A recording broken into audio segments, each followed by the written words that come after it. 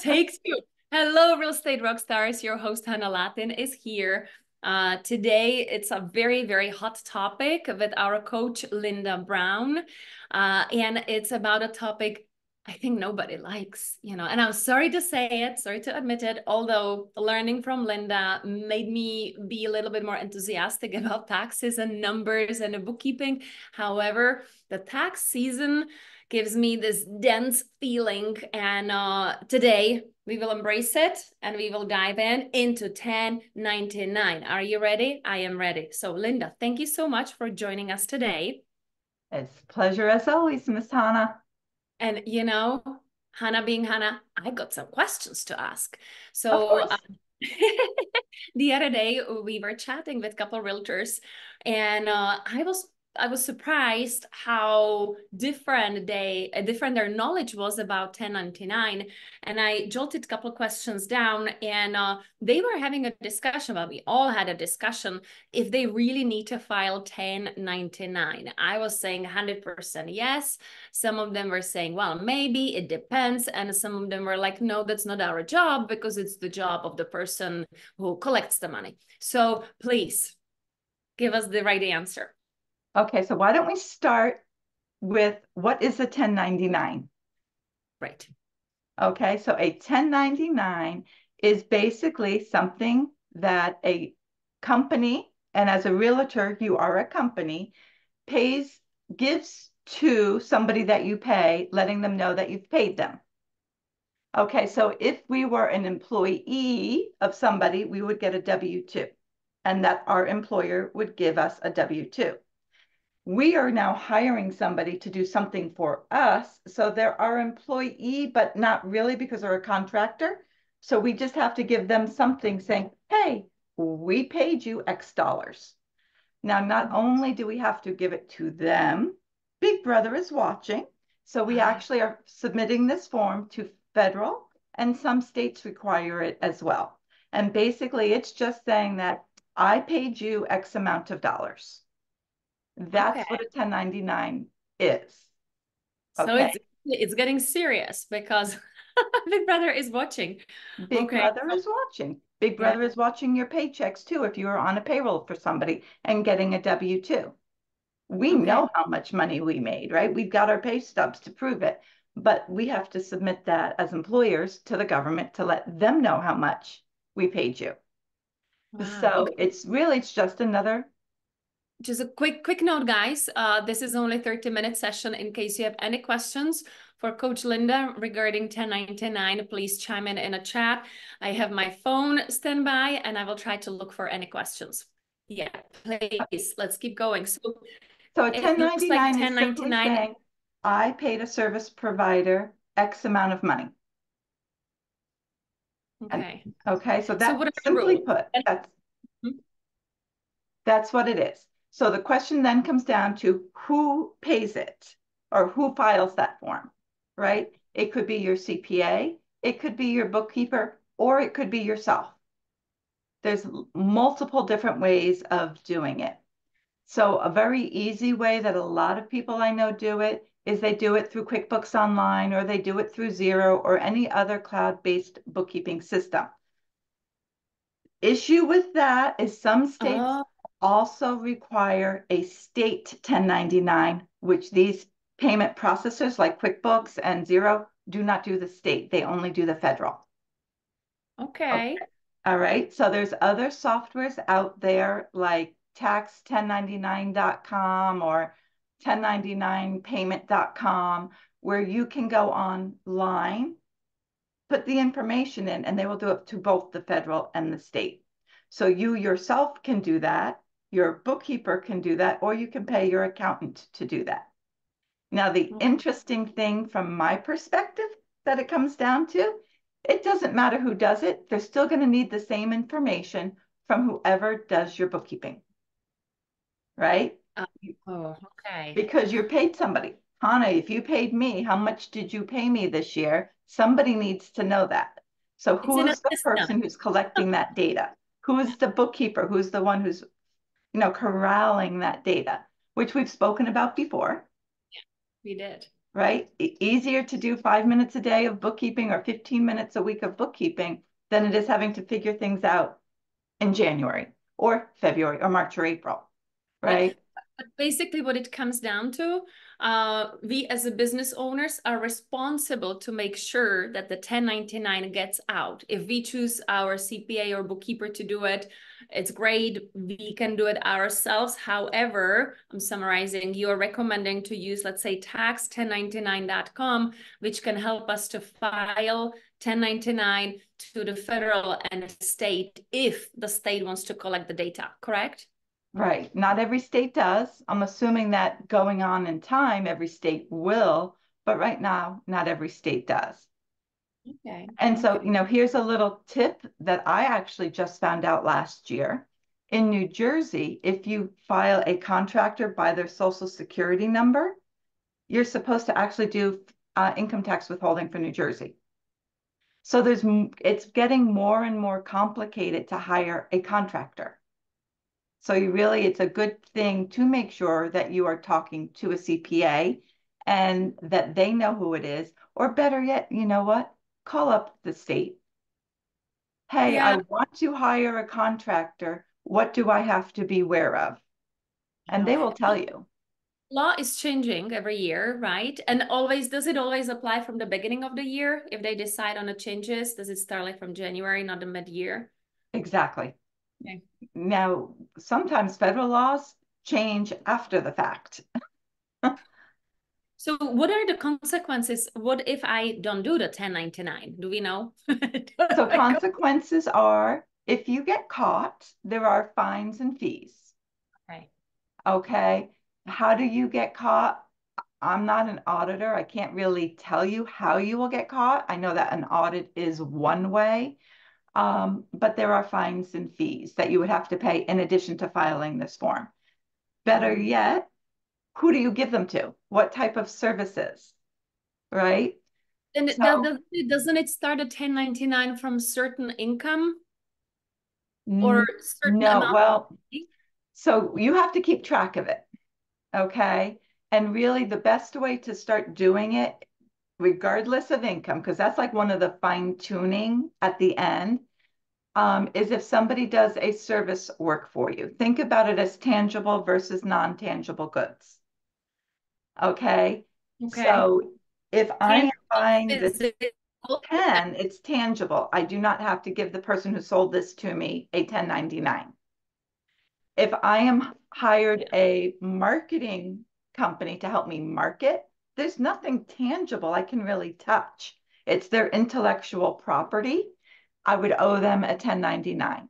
I had a company come in and fix my computer. That's service work. They didn't give me a new computer, they serviced it for me. A lawyer, a CPA, a bookkeeper, a rent. A lot of people Mhm. don't think about it, but rent. So if you pay your real estate agency rent, you actually owe them a 1099, or at least gather the data for giving them a 1099. Okay. Okay. So Yeah. this is where we're gathering the data. Now, I do have a question. I remember, if I remember correctly, a couple years ago when we were going through this for my businesses, whatever was paid through credit card did not require 1099. Do I have it right or wrong? Yes, and then we're getting there. So step one is documenting who are you paying and is it a service or rent or something that needs to be documented. Yeah. Then we're going to go through and fine tune. Okay, the first thing we can fine tune, if you pay by a payment processor, which Mhm. includes credit card, debit card, PayPal, or any other third-party transaction processor, like if you pay up through the QuickBooks online payment portal, or Uh-huh. if you pay through the Wave payment portal, that's a payment processor. You don't owe any 1099 on those because those companies are going to do the 1099 for you. Mm. Okay. Venmo doesn't, Venmo, Zelle doesn't count. Well, Venmo is an iffy one from what I'm hearing from CPAs. Now, let's also put this disclaimer in. Always check with your CPA and the person who's going to provide for you to stand behind you if you get an audit. So I work with CPAs all over the country because I am not a CPA that does tax returns, and I gather this information from them. And so Venmo personal, I was told, definitely file. Venmo business, they're going to file for you. So once again, check with your provider, your CPA, your tax expert, to see how they want it done. Zelle, on the other hand, is not a payment processor. It is a money mover. It just moves money from my bank account to your bank account. Uh-huh. So you would definitely have to include it for that. You need to include cash. You need to include checks, wires. Those are all money movers, not payment processors. Meaning I can, like Venmo, you can send a bill and say, pay me. Right? Correct. True. Yes. PayPal, you can send a bill and say, pay me. Stripe, you can send one. QuickBooks, Wave. But with Zelle, you can't send a bill and say, pay me, you owe my company. Money mover. It's a money mover. I love that term. It's a money mover. Right? So the first thing you do after you've collected all your data is it's that yes, no decision maker. Did I pay by credit card? Yes, they're gone. No? Okay, let's look further. The looking further. Did I pay them through a payment processor? Yes or no? Yes, decision's made. You don't have to do anything. If no, let's continue on down the line. Was it $600 or more? Yeah. Okay, that's the fun number, $600 or more. Yes, we definitely owe a 1099 That's per year, per year per vendor, per vendor, per calendar year. Okay. per calendar year. Okay, so if yes, stop, do 1099. If no and it's under, then they don't need one. Lawyers go up and down. Some of my CPAs say any lawyer for any amount, even a penny, needs one. Other lawyers say no, they go by the $600 rule. Or excuse me, other CPAs say that lawyers go by the $600 rule. Check with your provider and figure out what you're going to do. Yeah. So it gets fun. But remember, it's one step at a time. We're not asking you to do everything at the end of, all at once. It has to be step by step by step. First one, you just gather who did you pay and how much did you pay them. Then it's okay, I paid them this much. Was it credit card and payment processor or not? And then the next step, is it $600 or more or not? Then the next step is gathering a form W-9. Mm-hmm. It's a form. Everybody needs to give you one that would meet these requirements. Okay. And then we're going to sort out from there, do we really still need to give them? And I say that because we were just talking about if they're an S corporation or a C corporation, the government says, hey, we trust those people. You don't owe one for them. But these littler companies that are doing business as, or they're an LLC or a partnership, you know what? They might need some guidance and some help, so you have to send one to them.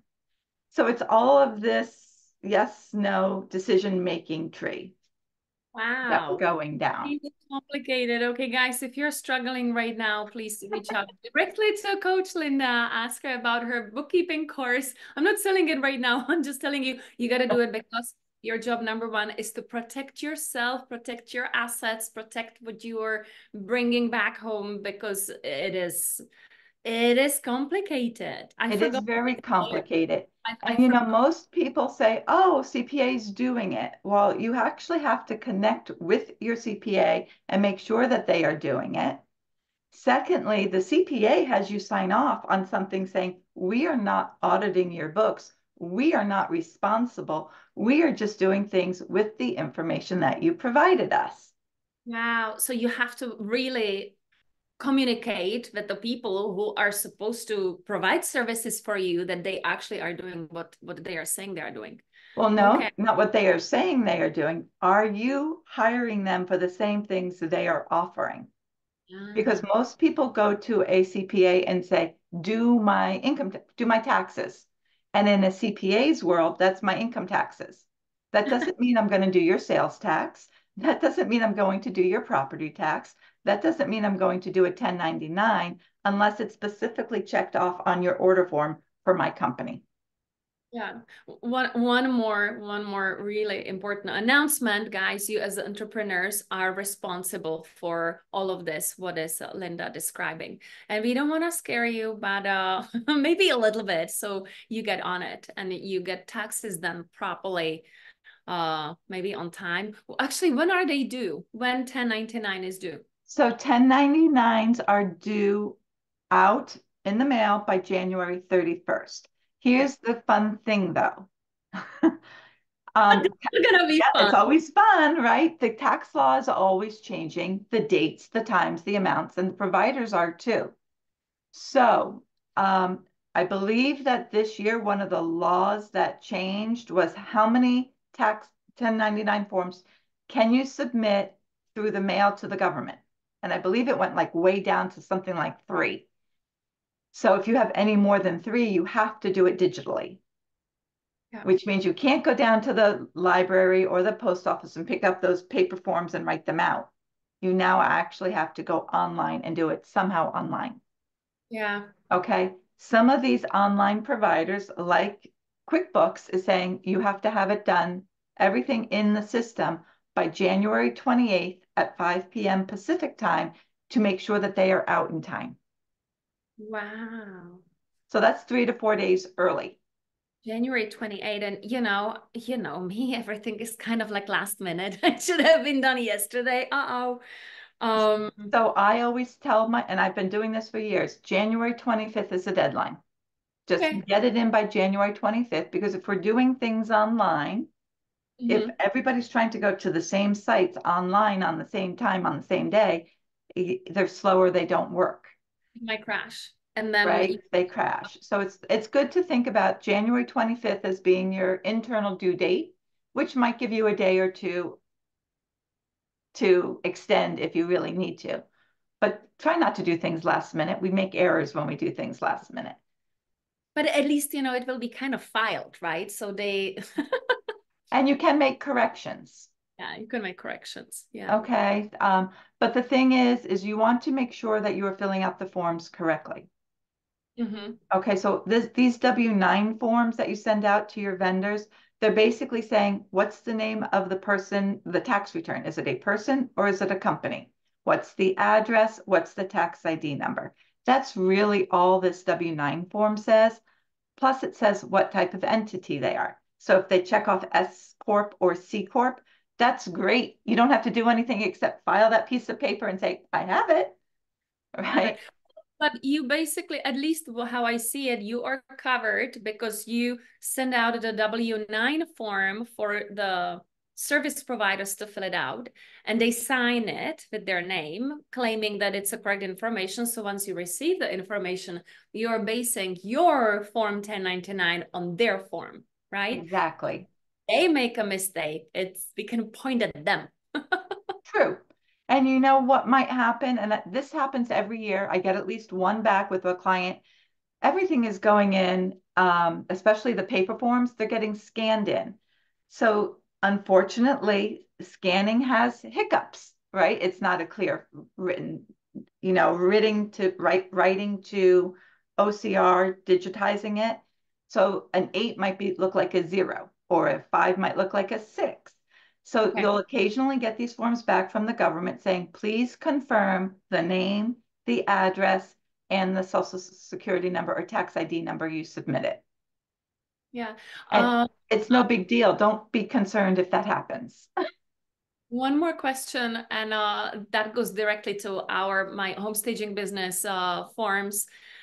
We are in a warehouse where we've been for a couple of years, but you always request a new W-9 form. And, I was like, okay, we've already submitted last year. Why don't we use the same? Does the W-9 form needs to be fresh every year? I recommend that it be fresh every year because people move. All right. So if somebody moved, you're not really caring if that service provider is doing something out of their house or they come to your office, like cleaning people to do something. You really don't care what their address is. You just know your work is getting done. So the government is looking at the address. If the address doesn't match up, there's an issue here. So I recommend you get a new one each year. And I always ask for them at the last quarter of the year because maybe in January, the address was correct, but they moved, Yeah. right? And then Right. the other thing is a lot of companies start out as an LLC, and then they say, you know what? I want to start receiving paychecks. I'm going to file the form to make myself an S corporation Mhm. or file as an S corporation. So when they do that, once again, now they've gone from, okay, you have to file one for them to you do not have to file one for them. Yeah. What about, oh gosh, we have like 6 minutes left. Question, question after question. What if, realtors, they hire a lot of contractors, painters, landscapers. What if they start to work with someone at the beginning of the year? They don't request the W-9 because it's not the time of the year. But then toward the end of the year, they request the W-9 form, and the contractor is ghosting them and basically not providing the form. What then? So here's what I recommend. Two things. And because you just said that at the beginning of the year, I recommend the very first time you work with somebody that you tell them you cannot pay them unless you have this form. That way, you know who to make the payment out to. If you're writing a check, you might make it to, Real Estate Rockstars instead of Hannah, right? Because, Yeah. hey, Hannah and I had this arrangement and you're writing it out to her when she really has a company. So you want to make sure you're writing out to the company if it's truly a company. So the first time you work with somebody, get the 1099 before you even pay them, and then request another one at year end. Yeah. Just to make sure. Also, realtors, protect yourselves. This is a little side note. Any contractor that works for you on your property, make sure you get a certificate of insurance from them. Yeah, it's a tough Make one. sure that they are covered workers' comp and liability because you don't want to take that risk on. So it's a really good policy, standard operating procedure. You know me, Hannah. Let's just set them up. When you work with somebody, you send them out a little letter saying, please complete the W-9 and please supply your certificate of insurance. I would And love, then we can work with you. maybe we can do this call with a couple of realtors in a Zoom as well to open it up for discussion. Because what if I'm the realtor, I have a listing, then I recommend a couple contractors to my home seller, and she chooses the contractor. I am out of a picture. I am out of responsibility, don't you think? Yes. What I recommend on that situation, if you can, is you give them options. Here are two or three names. Mm-hmm. And the reason I say that is, you know me, I work with a lot of people. Unfortunately, I actually had a fuel oil client that used to recommend one and only one service provider if your furnace broke. Well, Okay. what happened is somehow this client thought that that was our service provider, even though they were paying them separately. And they did something to actually further hinder the repair of the furnace. And the house froze, the pipes burst, and there was a huge insurance claim. Okay. Well, they were trying to sue us, and us being the company, they actually won because they only provided one name. So Oh, that they didn't give the homeowner who was trusting that fuel oil provider, they didn't give them choices. They said, this is the one. So you always want to give two or three names if you're doing that. And then okay. they can choose the best fit for them. Yeah. I know. I am like such a down Nelly, aren't I? Well, Debbie, no, yes and no, because our core intention is to run the business properly and securely. So I welcome all your information and knowledge, but it kind of makes me go like, uh, uh, uh. I know. And so the thing is, and I will say this myself as well, because I went on my Just for the call right. podcast, hey guys, you on a podcast, in case you are not watching Linda and me with the sound, we were kind of shrinking our bodies on the screen. Okay, that was the soundtrack of it. We're getting smaller and smaller with the weight of the world on our shoulders. Yeah. I was actually just told that come out February 1st, there's a whole new process that we have to do for emails. La la la la la la la la la la la la. Exactly. I'm like, I know nothing about IT. I know nothing about my email except I put it in and it goes out. Who am I going to talk to on this, right? My goodness, I will have an IT expert cheaper than a geek, Christopher Barber, on a show. So he will educate us, and then you will be rolling your eyes like, do I really need to do that? Well, no, or more so, how do I do that? Because on the call I was just on, oh, well, you just do. Okay, well, you can't take on everybody on this call, and you didn't tell us who to even call. Do I call my IT provider? Do I call my email company? Who am I Yeah. calling for this, right? So figure that out. So I am telling you right now, you have questions on your 1099, contact your CPA and ask the question. Yeah, Contact that the IRS and ask the question. it is a state by state, guys. So everything what we are discussing here, at the end, it is your responsibility to have the knowledge and then either do it yourself or hire someone.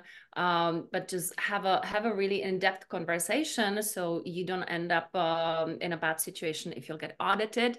And I think last year, IRS hired what 80,000 employees, and A I know lot. what they'll be doing. They'll So, be getting more money for the IRS because yeah, that's their job. So make sure your business is bulletproof. Make sure that you educate yourself about all the changes. I know it's a lot, but as entrepreneurs, we sign up for it. So might as well do it right. so 1099s go to the federal government, to the IRS, but then there's a state version. So you can actually do a Google search and figure out, does your state need to have the filing as well? But if it does, make sure it is done. Okay, yeah. Linda, it's already It's time. 12:30. It's a time, but hold on.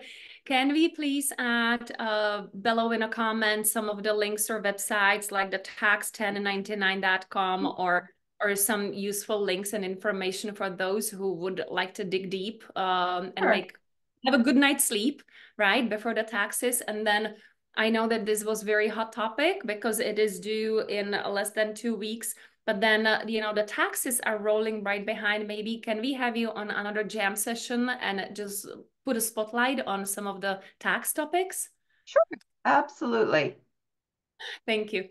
Thank you so much. Thank you for your time and expertise, Linda. You have a wonderful day. You rock stars, don't get discouraged. If you have any questions for Linda, please send them to me or Roseanne, and we'll bring them back when we'll have Linda on the next jam session. Thank you again, Linda, and you have a wonderful day. You're so welcome. Talk to you soon. Bye. Bye-bye.